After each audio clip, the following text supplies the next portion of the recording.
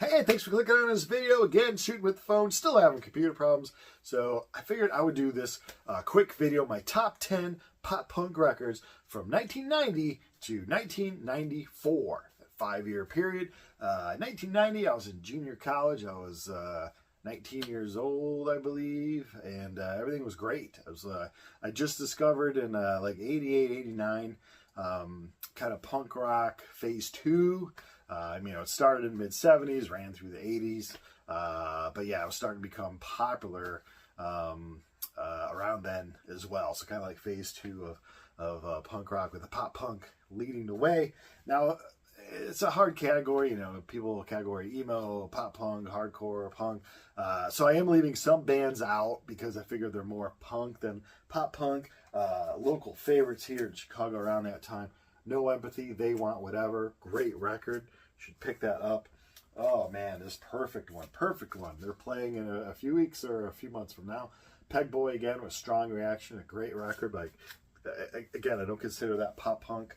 Of course, the iconic Chicago band Naked Ray Gun, 1990 release here.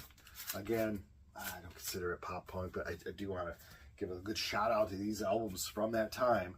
Jawbox, Novelty, beautiful record. Again, some would say, what is it, post-punk, something like that, so not pop-punk. This almost made my list, but I guess I'll kind of consider them more punk. Rancid, Let's Go, another great record from that time. Talking about 1990 to 1994. I'll do another video that includes 95, 96, 97, 98, and 99. But for now, we're doing 90 to 94. And I guess this is pretty much a pop punk album to me, but they get slammed in with the melodic hardcore on this album, at least. Who knows what they are now? I kind of don't listen to them anymore, but Propaganda, How to Clean Everything, man, is this a great record. Oh, great record. But yeah, it did make my list because I'm not considering it pop punk. These two did make my list. Also, local bands Vindictives and Apocalypse Hooligan from Chicago area. I like their 7 inches and the EPs they put out. So I was looking at full lengths from 90 to 94 top 10 list coming up real soon. These I only have it on CD. I don't have on vinyl. If I had these two on vinyl, I'm pretty positive they would have cracked into my top albums. That's another caveat, or whatever that word is, that I had to have it on vinyl. So this is the Bouncing Souls with the Good, the Bad, Argyle. I don't know where the cover is, but I got this as a promo and it blew me away. And the Queers with Love Songs for the Retarded. Interesting title nowadays. People are like, what? What did you say?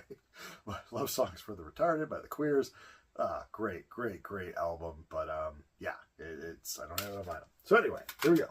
Top 10 pop punk from 1990 to 94. For those of you that suck at math, that includes 1990, 1991, 1992, 1993, and 1994. Number 10. I'm going to go with All, Breaking Things. It's great stuff. It's All's had a few singers. Of course, they came from the band The Descendants, morphed into All. This is the one with Chad Price singing, and it's just, it's a great record. Like I said, there were great 7 inches pop punk. There were great EPs of pop punk. I'm going with full lengths, and really All. You don't skip a track on this one. Number 10, All, Breaking Things. I believe this is 93. 1993. Number 9. A lot of people would throw them in indie rock. I think at this phase of their career, they've had a long career, I would go more punk, pop punk. I have to throw them on the list. Love this band. They're actually coming around town again too in the fall time. Talk about Superchunk. And I could have went with No Pocket for Kitty, but I have that on CD. So I went with On the Mouth here, of course, on vinyl. And it came out in 92, I want to say. So yeah, it fits the criteria. Superchunk, amazing band. Still going strong, still putting out amazing music.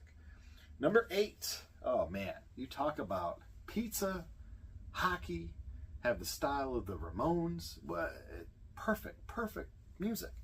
Talking about Hanson Brothers, Gross Misconduct. They have a few albums out. All of them are great. All of them are wonderful. But this one, man, oh man, Came out on Alternative Tentacles from 92. Of course, the Hanson brothers, the characters from Slapshot group. You know, these guys from Canada, they came from a band No Means No, and they morphed into the Hanson brothers. I saw them live. Oh, I still have the shirt from that show. It is amazing. So yeah, number 8, Hanson brothers. Number 7, man, using the phone and not having a video camera just like throws me off. But whatever. Let's get through the show. Number 7, pop punk record from I believe this came out in '93. The Muffs, first full length album. They were still a 4-piece. We lost Kim Shattuck not too long ago. It's really sad. What a great, one of my favorite female vocalists of all times. Easily top 5 female vocalists of all times. But this is just a great pop punk perfection.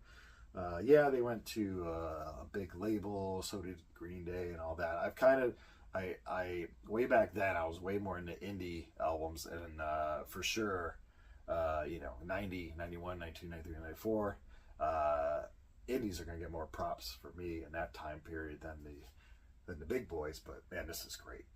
The Muffs debut. Where are we at? Number 6. From Seattle, the Seattle sound, grunge. God, I hate the term grunge. Do you guys hate the term grunge? I just like Seattle sound. I hate the term grunge. There's all these like social media groups, grunge fans and grunge this and grunge. It just sounds like some old person who has no clue about anything.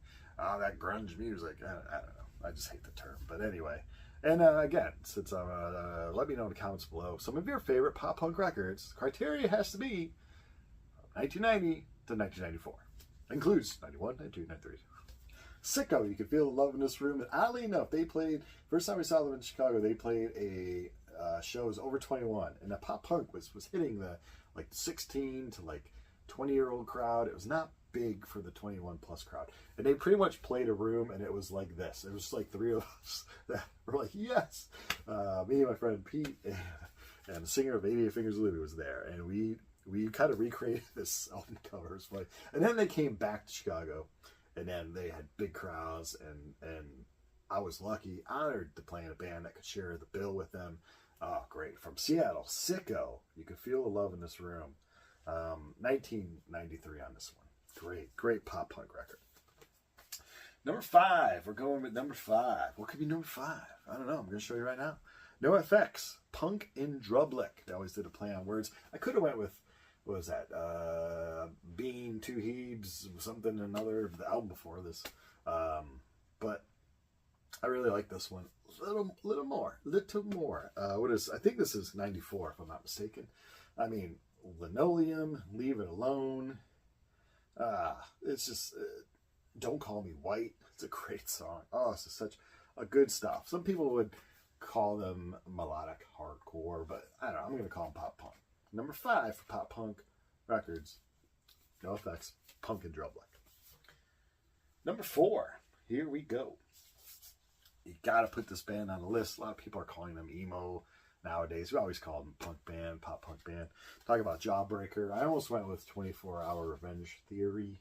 But I think unfun because it's their first one. It really just came out, I believe, in 91. I think it was recorded 90, so it may have come out later 90, but I had it on like a mixtape for a long time. But like Fine Day, Driven, Drone, Want is one of the best punk songs ever. Yeah, so Jawbreaker, you got the cat on the cover. What else do you need? Unfun. From the legendary Jawbreaker. And they're still playing around. They regrouped after like, I don't know, 500 years or something. Number 3. Just saw this band 2 nights ago. And I will include, if I learn how to include footage on my phone of the video I'm currently shooting with a video I shot, if I learn how to do that within the next, I don't know, half hour, I will at the end of this video include a little snippet of this band called Face to Face from California. Don't Turn Away. Originally came out on Dr. Strange Records. And then a year later, it was re-released on Fat Records. Oh, man. This is says 95, but I think it came out in, 92 or 93 originally. Probably 93, I want to say, for this one. Don't Turn Away. I mean, every song, Trevor, Keith, and the boys talk about the hooks and the singing. To me, pop punk sounds great when it's sung in a way that you can really kind of hear it, but with a little bit of edge. And it's great. I mean, I love pop music, good pop rock music, and I love good punk rock. Combine the two, what are you talking about? Great stuff. Face to Face, Don't Turn Away. My third favorite pop punk record from the years 1990 to 1994. The Kings, I guess you would say, of pop punk are coming in at number 2, still going strong, and I'm going to see them in a few months with the Smashing Pumpkins, one of my favorite alternative rock bands. This is my favorite one from them. I do a ranking of all their albums. It's a video I have on my channel, but this one came in as my top favorite for them. Way back in the day, I had it on cassette. I got it on album. Green Day, Kerplunk, their second record. The first one with Trey Cool, I believe.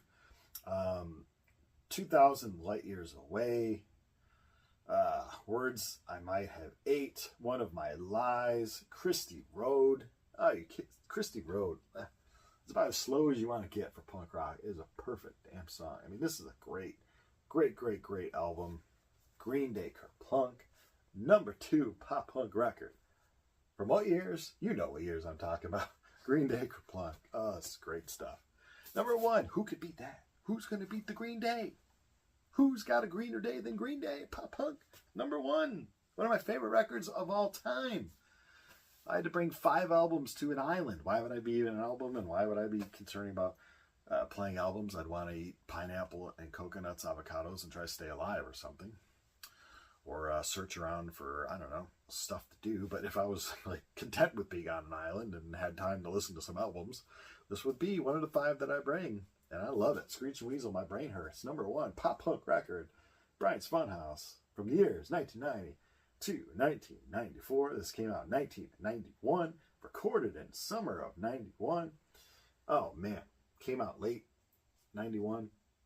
That Christmas season, I just burned. I'm surprised this album even exists. There should be a hole in it. I played it so much. My favorite punk record. My favorite pop punk record. One of my favorite bands of the genre. Of course, Sludgeworth, a kind of an offshoot-ish band from this, they are reformed, and Sludgeworth put out a great album called What's This in that time frame, but because side B gets kind of hit or miss, they didn't make the top 10. But I love Sludgeworth. But anyway, back to Screech and Weasel. Of course, you got Mr. Ben Weasel. You got John Jughead. You got Vapid, of course, singer Sludgeworth in this band, playing guitar. Drumming is Dan Panic, who also played with the Muffs for a little bit, and a few other bands. But yeah. Man, this is a good record. My favorite. I mean, you want snotty in your face singing. You want good guitar tone, but catchy with the choruses. You want lyrics, punk lyrics, kind of make you think either about society or about being a little off with people, human interactions. You want all that kind of stuff. And it's great. I mean, if you're like, oh, I like that pop punk stuff. If you're some kid watching this video, hey, old man, you were around then. What would you suggest? Well, I'm suggesting this. Screech and Weasel, My Brain Hurts. Number 1 pop punk record from, 1990 to 1994. Thanks for watching.